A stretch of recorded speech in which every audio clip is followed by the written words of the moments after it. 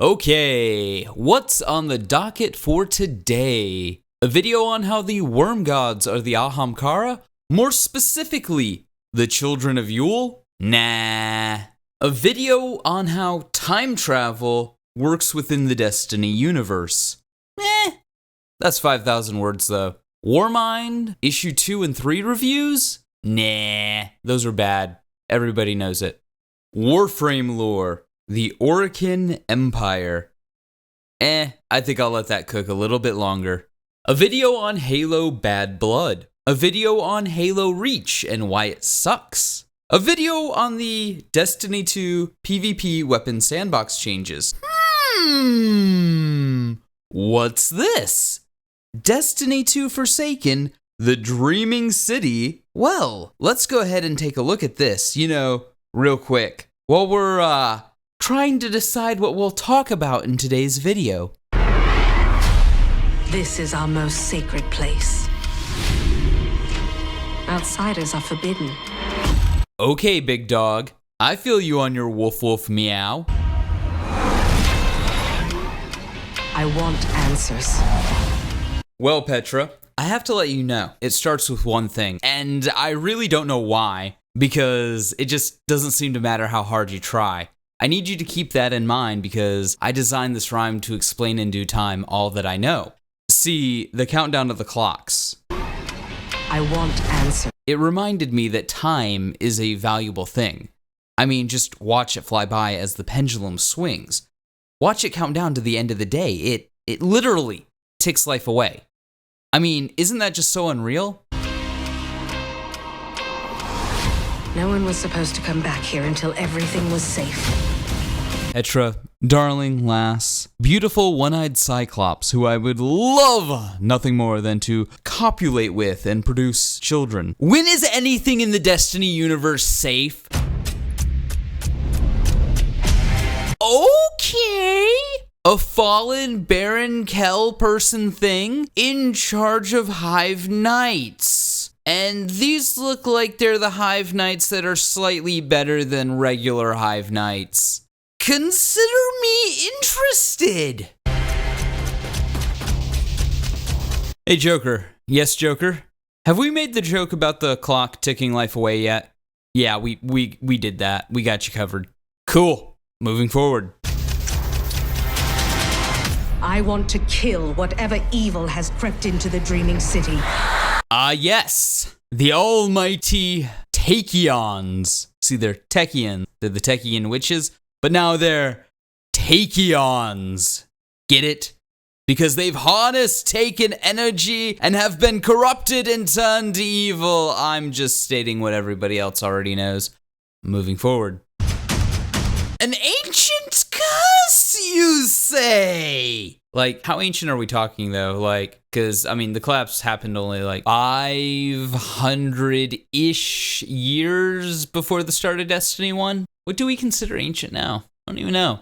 Man, Bungie has a really great opportunity to explain the collapse, the Awoken, and the Awoken's power, the Awoken civilization, the Golden Age civilization that created the Awoken. Wow, I hope they don't piss it away. I mean, when you think about it, the Awoken survived the collapse in a predominantly Golden Age mining area where there was tons of Golden Age technology. This could be our first, real encounter of what, Golden Age culture was and how that evolved into the Awoken. I mean, when Prince Uldren states, "The line between light and dark is so very thin. Do you know which side you're on?" I mean, he's not wrong. Look at the light. Look at Guardians. How do we level up again? Oh yeah, by killing things and taking their shit. That almost sounds exactly like sword logic. Wait a second. I've seen that before. There is an immense creature at the heart of this place.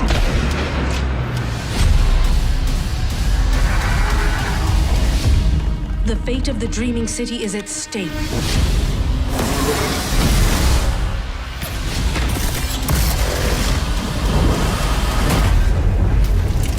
Don't be Savathun, don't be Savathun, don't be Savathun, don't be Savathun, don't be Savathun, don't be Savathun, please. Well, that was pretty cool. What? Did you expect me to rip it apart? Nah, let's be honest, it looks pretty awesome. I mean, with the exception of some of the reskinned armor. A lot of the reskinned armor, but I digress. What's going on, ladies and gents, boys and girls, guardians of all ages? Joker back again, once again. And yes, we are over 5 minutes into this video because that skit went on way too long before you're getting the intro. So, without further ado, let's go ahead and talk about this trailer. Now, do I have reservations about Forsaken? I don't know. Was I also excited to hear that Shoulder Charge was a one-hit kill again? But in a two-hit melee world, there needs to be some power spikes, and those power spikes started to become things like Shoulder Charge again. So all the Shoulder Charge mechanics, Shield Bash, Hammer Strike, all the ones that are basically, you go out in the third person, you punch someone, those are going to now one hit. Yes! Their previous place taken out. Boys, we're back! We're back! One punch! We looked at No, not at all. Not even remotely in the slightest. Of course I do. I mean, look no further than Bungie's track record. Anybody who doesn't have reservations about Forsaken is fucking lying or an idiot. For every good piece of information coming out of Forsaken, there's some bad.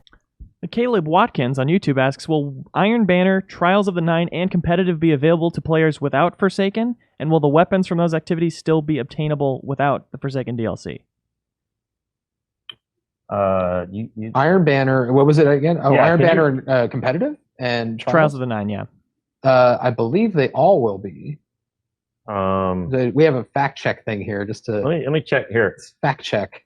So can you repeat the question? Will Iron Banner, Trials of the Nine, and Competitive be available to players without Forsaken, and the rewards as well?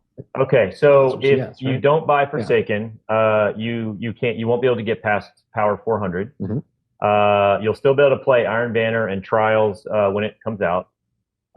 You can go into the activities, but you will be competing against players with higher power. You'll still be able to acquire all the gear if you're able to, get it from all Iron Banner Trials and the season stuff. Basically what he said is, yeah, sure, you can still play Trials of the Nine and the Iron Banner, but don't buy the DLC. You will be at a significant power disadvantage. So prepare to be wrecked, Scuba Scrubs, or buy the DLC. Now, of course, I will concede a certain practicality to worrying about stuff like that.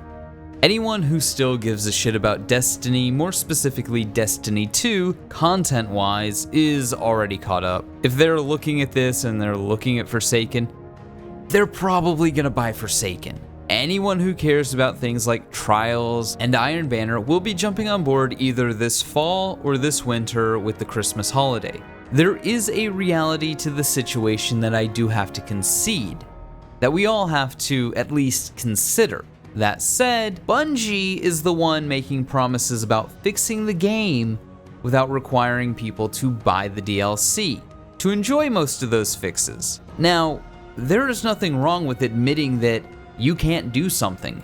Admit it, do right by those players, and move forward. That's all I'm saying. Hell, that's really all I've ever been saying. Admit you're wrong, do right by your player base, and move forward. But back to Forsaken. My main worry, honestly, for Forsaken as a DLC is, of course, as a lore and story guy, the story. Bungie doesn't have a great track record with story. The last time they told a halfway decent story was in 2010 with Halo Reach, and boy, oh boy, did they have to ass fuck continuity to do so. Don't be mistaken, I love the world of Destiny. I've said this countless times. My love comes from the expanded universe, the lore, the grimoire.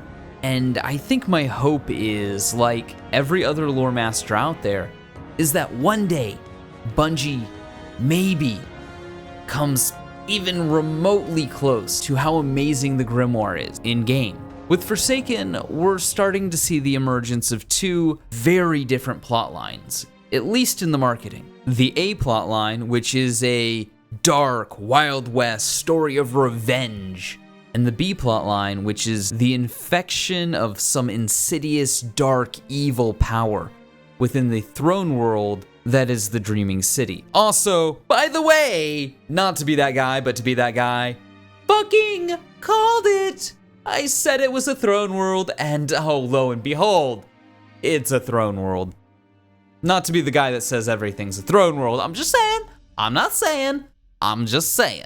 Hashtag Jarf, hashtag The Joker is Always Right Foundation. Anyways, getting back to something that resembles a cohesive discussion, the connection between these two plot lines seems to be the voices in the Dreaming City persuading Aldrin or compelling Aldrin to act. Now, of course, there could be more to it, and I really, really desperately fucking hope there is more to it, because, like I said, Bungie doesn't have a really great track record when it comes to juggling multiple plot lines. I mean, look no further than Warmind. We have a worm god and a warmind, and they figure out how to do this plot in like 5 missions, but you get my point.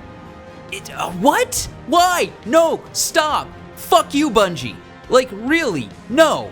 It's a worm god and a fucking warmind. This is enough for an entire fucking game. Why? Why is it only a 5-mission DLC? Fuck you. Fuck Warmind. But moving forward, actually, I think the more prescient and accurate example is Destiny 2 Year 1, all of Year 1, and the Callus plotline. So, Destiny 2 starts off with this loosely tied plot of a double revenge story, triple revenge story. We want revenge against Gull for destroying the city and taking the Traveler. Gull wants revenge for the Council against Callus, and Callus wants revenge against Gull for betraying him. Okay. Except, barely a quarter of this is explained at all, even remotely, in the first storyline, and everything else is kind of out of game lore with the Callus booklet that came with the collector's edition, and then some of it is kind of conveyed from the weapons that you get through the raid. And even then, the weapons and the book don't line up, and character motivations don't line up, and things that characters say and do don't line up, so take it with a grain of salt, it is what it is. I think the point that I'm trying to get at, trying to convey, trying to explain, is that these multiple plot lines are buried within the story of Destiny 2, even worse than Destiny 1's Grimoire was, honestly. Because, I mean, one piece of this story is a book you could only get with the collector's edition of Destiny 2. I mean, really, what the actual fuck? And it never really got better as Destiny 2 carried on. I mean, Curse of Osiris, we have this whole sideline plot with the Vex and the Infinite Forest and Osiris and him and Ikora making up, but Osiris does not come back to the city to, I don't know, take the mantle of the Speaker like he should have. Nope, he goes back into the Infinite Forest, nothing's resolved, and the day might be saved, except if you look at the weapons, not really. Okay. Oh yeah, and by the way, there's this this thing that Callus needs you to take care of, because when the Leviathan was eating Nessus, it ate this big fuck off Vex. So could you kill that, please? So things can run as normal. Like, that's literally the plot of the Eater of Worlds. What? And then we get Spire of Stars, which starts out like a raid encounter, and don't get me wrong, this is actually really interesting. Our raid encounter gets crashed by the last remaining commander of the Red Legion, who is invading Callus's ship while we're trying to do one of Callus's challenges. That's really cool. And then we kill him, and then nothing. The story just kind of ends, and Bungie has already stated we won't be going back to the Leviathan in Forsaken or in Year 2, so as of now, it seems that the Leviathan has been shelved, so Bungie just kind of didn't end that story. It's just kind of out there, just not finished. Which, I mean, to be fair, Destiny is kind of a collection of unfinished stories, but I digress. And before somebody points out that I hated the raid layers, you're absolutely right. But if you're going to start something, fucking finish it. Which is kind of the point of this video. Bungie has a huge issue when it comes to finishing plotlines. I mean, like I said, Destiny is a universe that kind of runs on unfinished plotlines. The Dreaming City looks really fucking cool. So does the A-plot for Forsaken with the Wild West revenge tale, you know? But like, don't kill Cade for something that you're tacking on to a really cool Awoken story.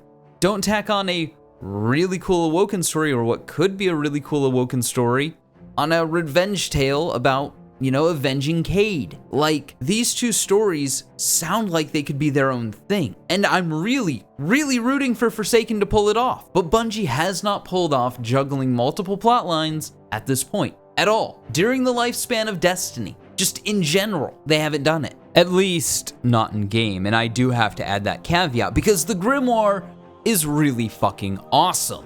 And I think there is this really justifiable feeling of dread that hangs over Forsaken. I mean, I think we all want Forsaken to do really well to bring Destiny back to its former glory. Definitely some of the sandbox changes will go a long way to help that. I mean, fuck, they were really cool. But I have a feeling that these two plot lines are way too much for one game. I really want to be wrong. I mean, when you think about it, when you think about the Dreaming City plotline, right? What could be in the Dreaming City? Could it be a Wish Dragon? Maybe it's Yule. Maybe it's Io, Bones of Io. Maybe it's Oryx's worm. Maybe it's Oryx's body from the end of the King's Fall raid. Maybe it's just a big fuck off Taken. Maybe it's an aspect of Savathûn. Maybe it is Savathûn. Maybe it's Korra Blade Transform. Maybe it's the Queen of the Awoken. Maybe it's Eris Morn, or whatever Eris Morn was planning. The story of the Dreaming City being corrupted could be a DLC in and of itself. I mean, if any of you have ever seen the movie Dread, the basic plot is characters go into this apartment complex. It's a mega apartment. It's basically a city. And they need to go from the bottom to the top. I'm oversimplifying things here, but you get the idea. That in and of itself can be a compelling story. I mean, think about it. We go into the beginning of the Dreaming City and we fight our way through to the raid area, right? And that's the plot. Like, basically, you're learning about the Awoken, you're learning about Awoken lore, you're helping Petra, you're helping the Royals of the Reef. You know, it's just, it could be really, really fucking cool. And that could be its own plot. But then we have this Wild West story tacked onto the side, or we have this tacked onto the side of a Wild West story. I hope they don't squander this. So worried about that. I think what I'm trying to convey, what I'm trying to say is, I really hope they pull Forsaken off. I really hope Destiny is saved, but it would be entirely disingenuous of me to not convey what I'm worried about. Because I really want Forsaken to be good. I'm really interested in Forsaken. Forsaken is the first piece of Destiny content that I've been interested in since the Callus book that came out with the Collector's Edition. So, yeah, I mean, that's where I'm at. I really want them to stick the landing on this. But hey, those are just my thoughts. Let me know yours in the comments below. And like always, stay frosty.